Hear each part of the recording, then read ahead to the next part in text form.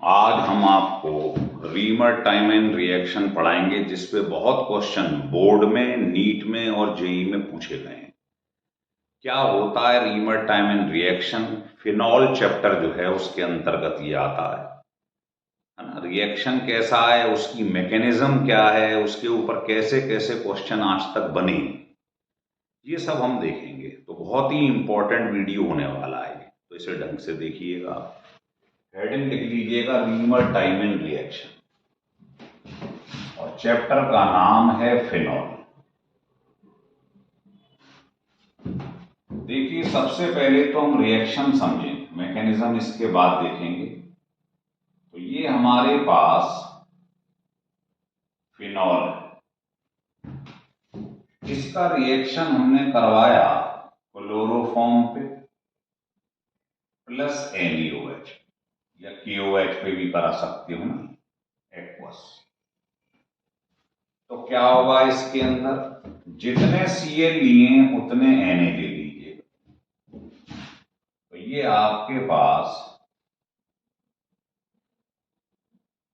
यहां ortho position पर CHO group लग जाता है। तीनों Na तीनों Cl ले जाते हैं प्लस वाटर। तो ये जो बनता है ये सैलिसल्डिहाइड होता है।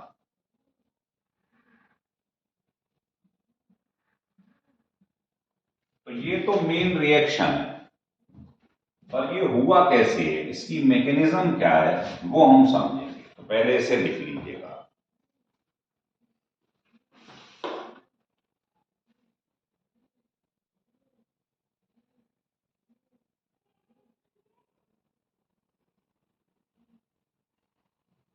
लिख ली। अब अगर हम इसको NCERT के हिसाब से देखें तो यही रिएक्शन इन्होंने ऐसे दे रखा है। सबसे पहले इन्होंने क्या करा है कि जो फिनॉल है हमारे पास, उसका रिएक्शन क्लोरोफॉर्म और NaOH पे करवा दिया। क्लोरोफॉर्म प्लस NaOH, है ना, इस पे रिएक्शन करा दिया। यहां 3 NaOH लिए थे, यहां एक ही ले रखा। तो क्या हो जाएगा इसके संग? इसके संग आप देखोगे यहां से OH लेके चला जाएगा। ये NCERT के हिसाब से OH लेके हट जाएगा, तो क्या बचेगा यहां? जब H निकलेगा तो क्या रह जाएगा? O और Na ये बचेगा, वाटर निकल गया। और इस पोजीशन से, ऑर्थो पोजीशन से, क्योंकि आपको मालूम है ये ऑर्थो पैरा डायरेक्टिंग ग्रुप है, तो ऑर्थो पोजीशन से HCl लेके चला गया। मतलब कुल चीज जो निकली है वो निकला वाटर और HCl। यहां से HCl लेके चला गया, तो बचा क्या यहां? CHCl2। ये मैकेनिज्म नहीं, यही रिएक्शन NCERT में ऐसे करके दे रखा है। लिख लीजिए, लिख लीजिए। अब देखो यहां पर आपने 3 NaOH लिए, इसने अभी एक लिया है, अब 2 NaOH ले लो। अब तो मैं मालूम है एक्वस NaOH का रोल क्या होता है ऑर्गेनिक में। जितने Cl हैं उतने NaCl बाहर निकाल दो।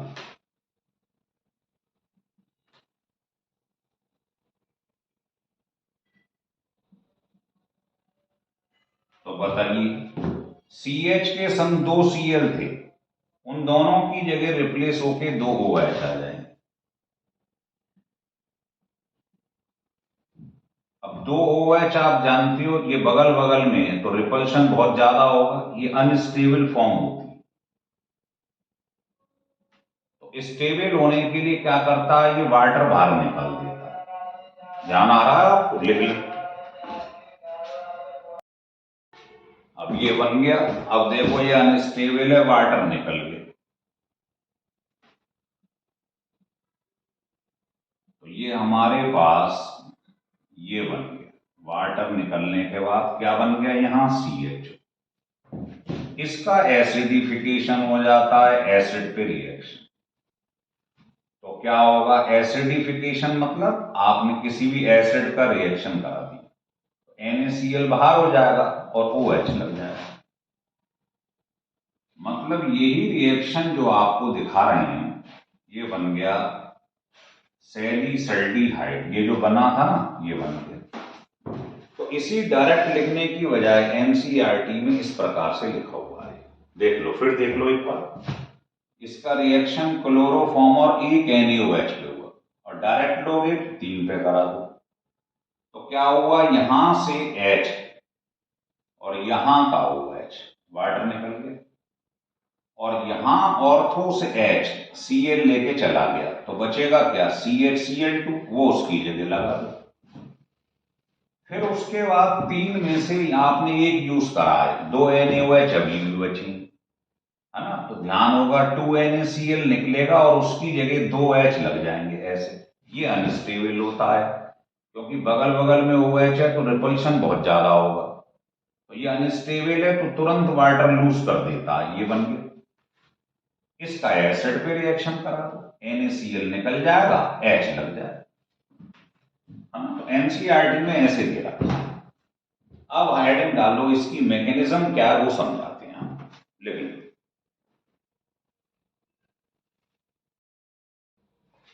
देखिए अब इसकी मैकेनिज्म आप समझेंगे तो इसको रब कर देते हैं।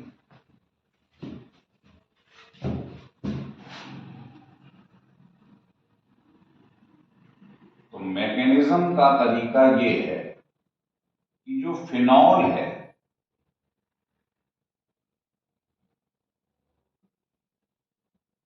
ये सबसे पहले ब्रेक करता है।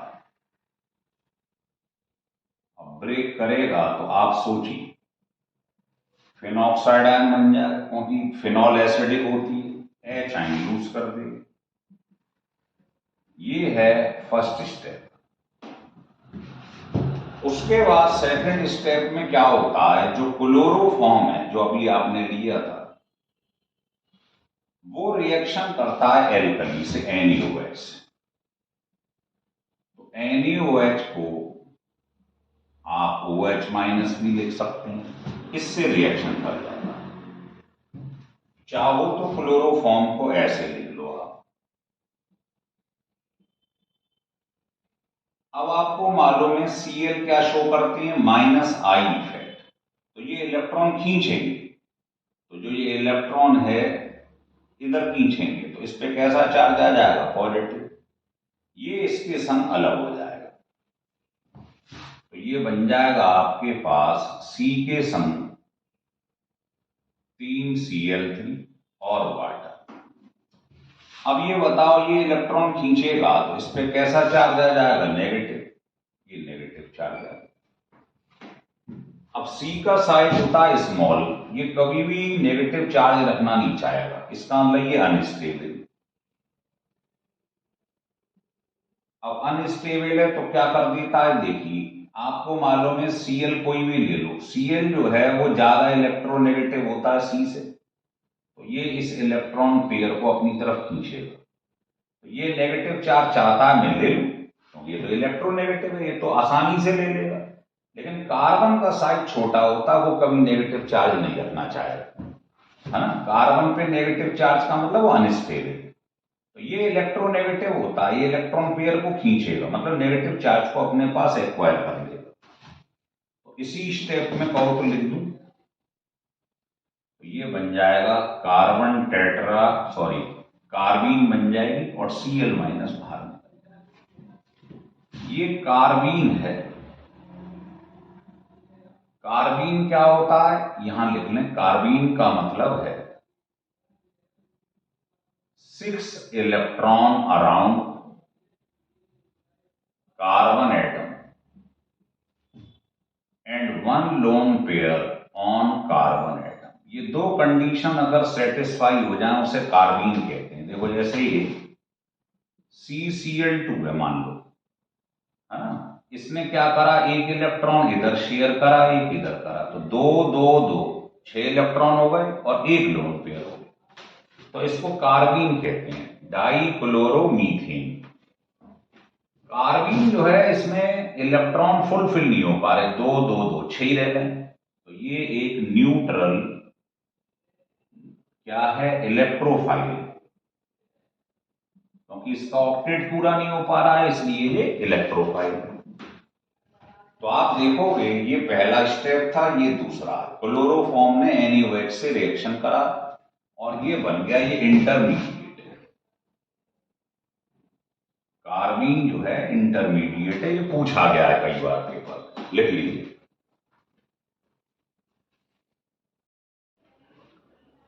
अब ये जो कार्बीन बन गई है ना, ये न्यूट्रल इलेक्ट्रोफाइल होती है। अब देखिए थर्ड स्टेप में ये जो आपके पास सोडियम फिनॉक्साइड बना है, सॉरी ये तो केवल फिनॉक्साइड ही, सोडियम तो ही नहीं इसमें, ये फिनॉक्साइड जो है फिनॉल से बनता है, ये इस कार्बीन से रिएक्शन कर जाता है। ये कार्बीन से रिएक्शन कर जाएगा। तो जरा इस रिएक्शन को समझें। देखिए ये O माइनस है, O minus plus M effect show करता है, GOC में पढ़ा है आपने। तो क्या होगा, ये इलेक्ट्रॉन यहां दे देगा, ये इधर आ जाएगा। तो बताइए जब ये इधर आ जाएगा, जरा इसको दूसरी तरीके से लिख लें, और तो क्या होगा तुम्हारे पास बताइए, जब ये यहां आएगा, यहां डबल बॉन्ड हो जाएगा और ये इधर चला जाएगा, है ना, ये इधर चला जाएगा। तो तुम्हें मालूम है हर कोने में H तो है, तो जब ये इधर जाएगा तो यहां नेगेटिव चार्ज आ जाएगा। अब आप इसका रिएक्शन किस पे करवा देंगे, कार्बीन। तो आपको मालूम है ये जो है तुम्हारे पास, ये है इलेक्ट्रोफाइल और ये है नेगेटिव चार्ज। तो ये चाहेगा भाई मैं यहां अटैक कर दूं। अटैक तुम्हें मालूम है इसके अंदर जब कॉन्जुगेशन होगा तो ये क्या होगा, ये इधर आएगा, अगले स्टेप में ये इधर आएगा। तो ये ऑर्थो पैरा डायरेक्टिंग होता है, तो ऑर्थो पे भी आ सकता है, नेगेटिव पैरा पे भी आ सकता है। लेकिन चीज ऑर्थो पे जो क्वांटिटी बनेगी वो मेजर होगी, पैरा पे माइनर होगी। ऐसा क्यों है अभी देख लेना, इसी के अंदर दिखा देंगे आपको। तो जब ये यहां आएगा तो सोचिए क्या होगा, यहां पर जैसे ये यहां आएगा, ये न्यूट्रल था, ध्यान रखना, है ना, न्यूट्रल है। तो क्या होगा, ये जो है तुम्हारे पास इसके ऊपर नेगेटिव चार्ज आ जाएगा,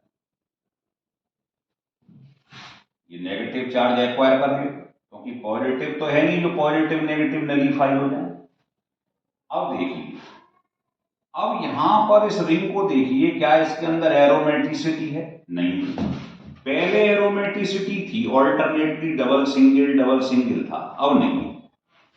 तो इसकी एरोमेटिसिटी को रीजनरेट करने के लिए क्या होता है, ये जो तुम्हारे पास में इलेक्ट्रॉन पेयर है ये यहां शिफ्ट हो जाता है, और जब ये यहां शिफ्ट होगा ये द्वारा से वहीं पे आ जाएगा, क्योंकि कार्बन के संग आपको मालूम ही है 5 बॉन्ड हो जाएंगे अगर ये इधर आ गया था।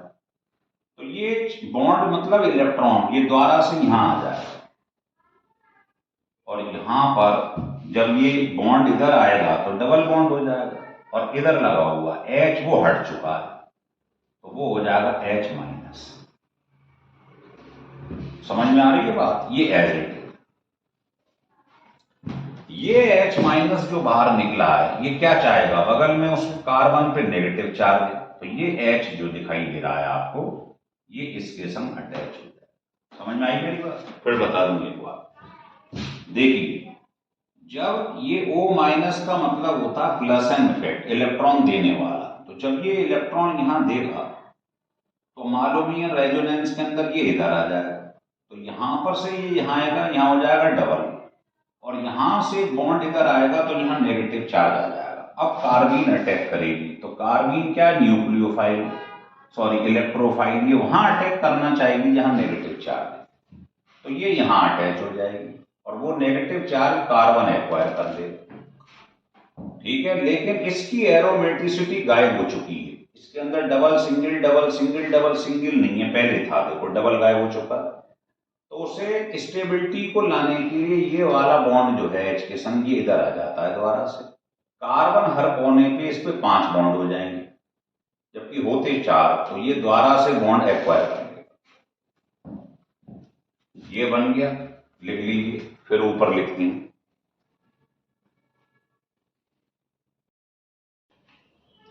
देखिए अब इसको यहां समझ लीजिए।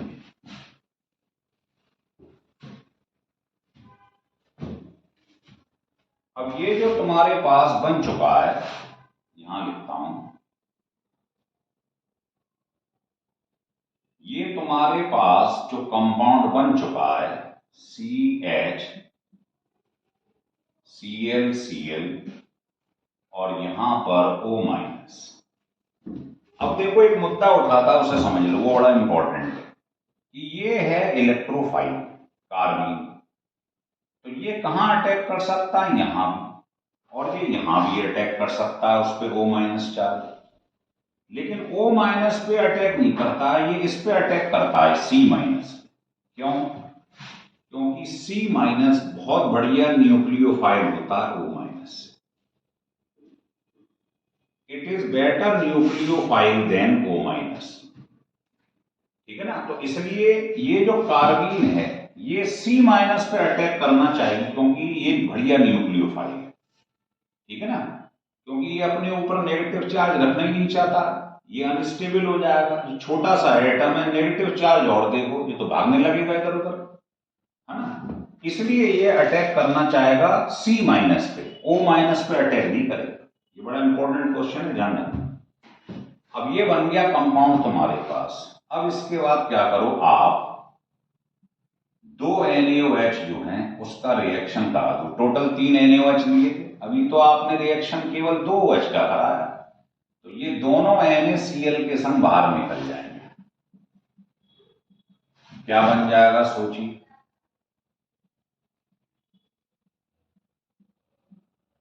यहां पर इस CH के संग दोनों Cl Na के संग निकल गए और दोनों OH एक्वायर कर लिए इसने।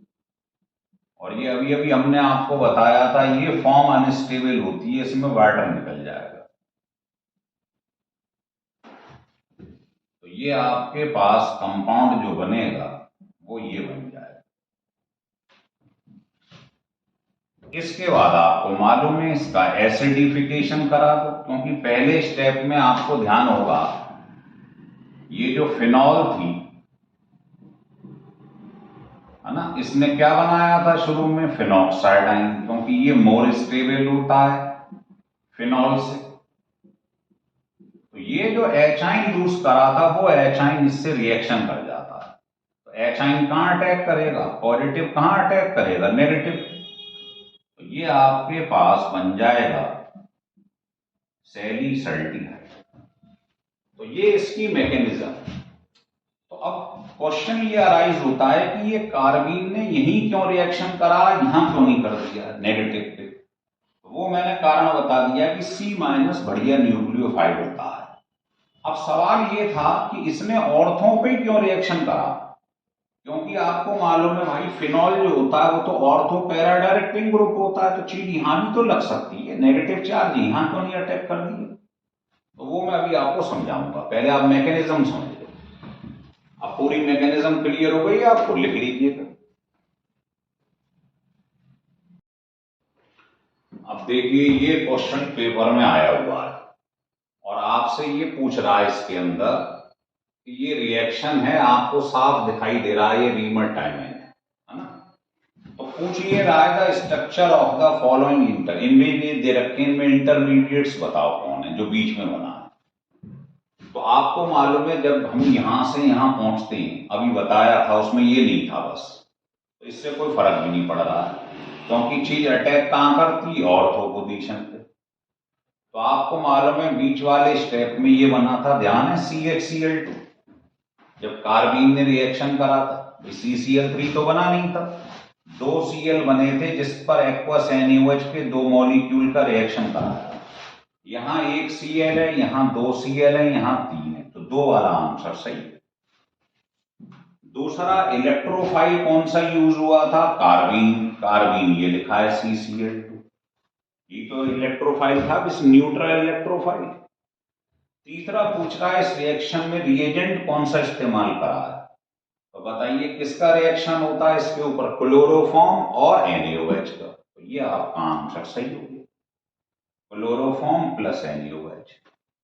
तो बहुत आसान सवाल है, ये क्वेश्चन जेई में आया हुआ है, आपको बता दें, जेई के क्वेश्चन बता रहा हूं मैं आपको।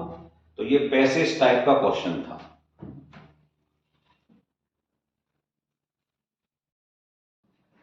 देखिए क्वेश्चन है बड़ा इंपॉर्टेंट कि जो रीमर टाइमिंग रिएक्शन होता है उसमें अटैक जो करता है कार्बीन, वो ऑर्थो पे क्यों करता है, पैरा पे क्यों नहीं करता है। तो उसका सॉल्यूशन देखिए बहुत ही इंपॉर्टेंट है। ये आपके पास